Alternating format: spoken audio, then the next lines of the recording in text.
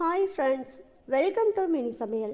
இன்றைக்கி நம்ம சேனலில் ரொம்பவே டேஸ்டான எல்லாருக்குமே ரொம்ப பிடிச்ச பூந்தி லட்டு எப்படி சிம்பிளான மெத்தடில் செய்கிறதுன்னு தான் பார்க்க போகிறோம். இந்த ரெசிபியை பொறுத்த வரைக்கும் வீட்டில் உள்ள பொருட்களை வச்சு ரொம்ப ஈஸியாக இதை செஞ்சு முடிச்சிடலாம். இது சாப்பிட்றதுக்குமே ரொம்ப நல்ல சாஃப்டாக இருக்கும். வீட்டில் உள்ள குழந்தைங்களுமே ஆசையாக விரும்பி சாப்பிடுவாங்க. இப்போ இந்த பூந்தி லட்டு எப்படி செய்யலான்னு பார்க்கலாமா? இதை செய்கிறதுக்கு ஃபஸ்ட்டு ஒரு மிக்சிங் பவுல் எடுத்துக்கோங்க. அதில் சரியாக 1.5 கப் அளவுக்கு கடலை மாவு சேர்த்துக்கோங்க. இப்போ இது கூட கலருக்காக மஞ்சள் கலர் கேசரி பவுடர் சேர்த்துருக்கேன். நீங்கள் இதுக்கு பதிலாக மஞ்சத்தூள் சேர்க்குறா இருந்தால் கூட சேர்த்துக்கலாம். கூடவே ஒரு 2 பிஞ்ச் அளவுக்கு மட்டும் உப்பு சேர்த்துக்கோங்க. இப்போ நம்ம சேர்த்துருக்க கலர் பவுடர் உப்பு ரெண்டையும் நல்லா மாவோட ஒரு முறை நல்லா ஒரு விஸ்கு வச்சு இந்த மாதிரி கலந்து விட்டுக்கோங்க.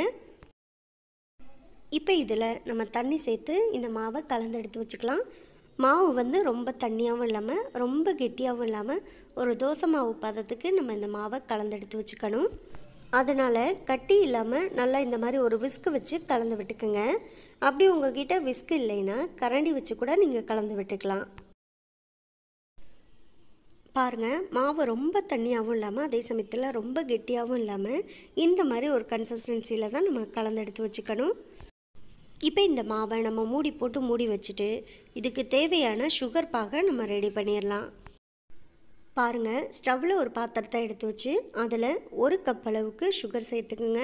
1.5 கப் அளவுக்கு கடலை மாவு சேர்த்துருக்கிறதுக்கு இப்போ 1 கப் அளவுக்கு சுகர் சேர்க்குறது சரியாக இருக்கும்.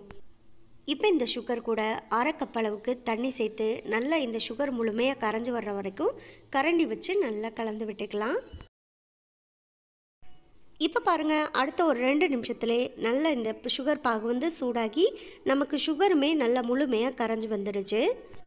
இதில் 1/4 ஸ்பூன் அளவுக்கு ஏலக்காய் பவுடர் வாசனைக்காக சேர்த்து கரண்டி வச்சு நல்லா ஒரு முறை கலந்து விட்டுக்கலாம். அடுத்து ஒரு 2-3 நிமிஷத்துக்கு ஸ்டவ்வை மீடியம் ஃப்ளேமில் வச்சுட்டு நல்லா இந்த மாதிரி கரண்டி வச்சு நம்ம கலந்து விட்டுட்டே இருந்தால் சுகர் மெல்ல நமக்கு கெட்டியாக ஆரம்பிக்கும். அந்த சமயத்தில் கரண்டியில் லைட்டாக இந்த மாதிரி சுகர் பாகை எடுத்துட்டு 2 விரல் வச்சு இந்த மாதிரி நம்ம லைட்டாக இந்த மாதிரி பார்த்தோன்னா கொஞ்சம் பிசுப்பாக இருக்கும். அதே சமயத்தில் ஒரு கம்பி இந்த மாதிரி லைட்டாக வரும். இந்த மாதிரி ஒரு கம்பி பதத்துக்கு வந்த உடனே நம்ம இதோட ஸ்டவ் ஆஃப் பண்ணிக்கலாம். அடுத்ததாக ஸ்டவ்வில் ஒரு சின்ன பாத்திரம் எடுத்து வச்சுக்கோங்க. அதில் 1 ஸ்பூன் அளவுக்கு நெய் விட்டு நெய் நல்லா முழுமையாக கரைஞ்சி வந்ததுமே ஒரு 10லேருந்து 12 முந்திரி, அதே போல் 12 உலர் திராட்சை, இது ரெண்டையும் எடுத்துகிட்டு இப்போ இந்த நெய்யில் வறுத்துக்கலாம். ஃபஸ்ட்டு முந்திரி பருப்பை சேர்த்து லைட்டாக ஒரு கோல்டன் கலரில் வதக்கி விட்டுட்டு முந்திரி பருப்பு லைட்டாக இந்த மாதிரி கோல்டன் கலரில் செவந்து வரும்போது எடுத்து வச்சுருக்க உலர் திராட்சையும் இப்போ சேர்த்துக்கங்க. இப்போ இந்த உலர் திராட்சை நல்லா சூடாகி பலூன் மாதிரி உப்பி வரணும். அது வரைக்கும் நம்ம இதை கலந்து விட்டுக்கலாம். பாருங்கள், இப்போ முந்திரி பருப்பும் செவந்து நமக்கு இந்த உலர் திராட்சையுமே பாருங்கள் எந்த அளவுக்கு நல்ல பலூன் மாதிரி உப்பி வந்திருக்கு. அவ்வளோதான், இதோட ஸ்டவ் ஆஃப் பண்ணிவிட்டு இதை அப்படியே ஒரு கிண்ணத்தில் தனியாக மாற்றி எடுத்து வச்சிடலாம்.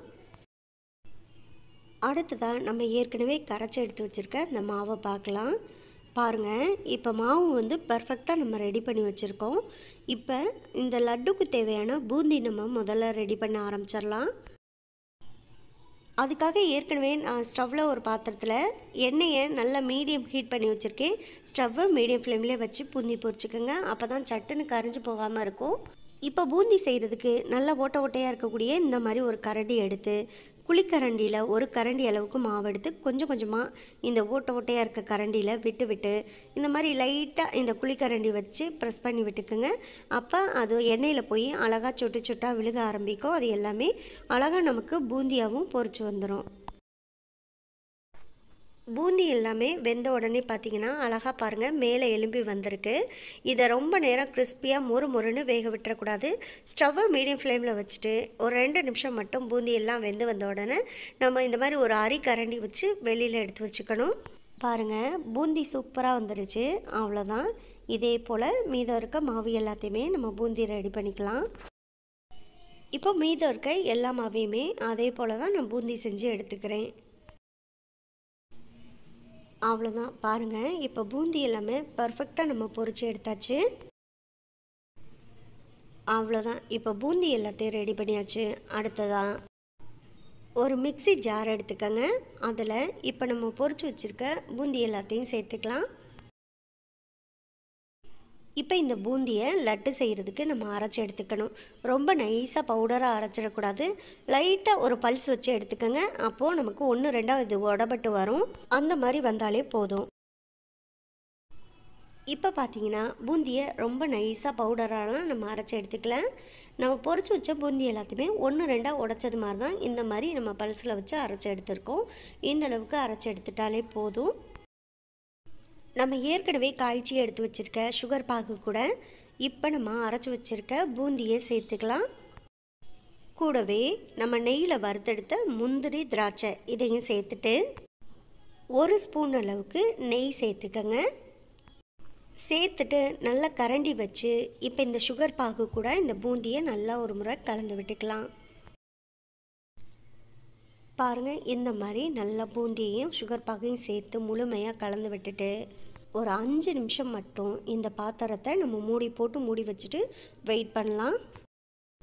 இப்போ சரியாக ஒரு 5 நிமிஷம் ஆச்சு. இப்போ இந்த பூந்தி எல்லாமே சுகர் பாகு கூட நல்லா நமக்கு செட் ஆகி வந்திருக்கும். அதனால் கையில் கொஞ்சம் கொஞ்சமாக பூந்தி எடுத்து நம்ம லட்டு செய்ய ஆரம்பிச்சிடலாம். கையில் அதுக்கு முன்னாடி கொஞ்சமாக நெய் தடவிக்குங்க. தடவிட்டு இந்த அளவுக்கு பூந்தி எடுத்து இப்போ லட்டு பிடிக்க ஆரம்பிச்சிடலாம்.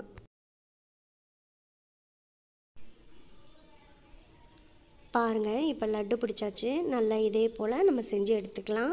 பார்க்குறதுக்கே எவ்வளோ சூப்பராக இருக்குன்னு பாருங்கள். சாப்பிட்றதுக்கும் நல்லா சாஃப்ட் அண்ட் டேஸ்டியாக இருக்கும். அடுத்தடுத்து இதே போல் நம்ம லட்டு செஞ்சு எடுத்துக்கலாம். இப்போ பார்த்தீங்கன்னா நம்ம ரெடி பண்ணி வச்சுருந்த பூந்தியிலேருந்து சரியாக ஒரு 18 லட்டுக்கிட்ட செஞ்சு எடுத்துருக்கோம். சாப்பிட்றதுக்கு ரொம்ப நல்ல ஒரு டேஸ்ட்டாக இருக்குது. அதனால் நீங்களும் ட்ரை பண்ணி பாருங்கள். ட்ரை பண்ணி பார்த்துட்டு எப்படி வந்துச்சுங்கிறத கமெண்ட் பாக்ஸில் சொல்லுங்கள். இந்த வீடியோ உங்களுக்கு பிடிச்சிருந்தா இந்த வீடியோவை லைக் பண்ணி நம்ம சேனலை மறந்துடாமல் சப்ஸ்கிரைப் பண்ணிக்கோங்க. சப்ஸ்கிரைப் பண்ணும்போது பக்கத்தில் உள்ள பெல் ஐக்கானை கிளிக் பண்ணி வச்சுட்டிங்கன்னா நான் போடக்கூடிய குக்கிங் வீடியோ எல்லாமே உடனுக்குடனே உங்களுக்கு வந்து சேரும். உங்கள் ஃப்ரெண்ட்ஸ் அண்ட் ரிலேட்டிவ்ஸ் எல்லாருக்கும் ஷேர் பண்ணுங்கள். இதே போல் அடுத்தடுத்து நல்ல நல்ல வீடியோவில் சந்திப்போம். ஓகே, பாய்.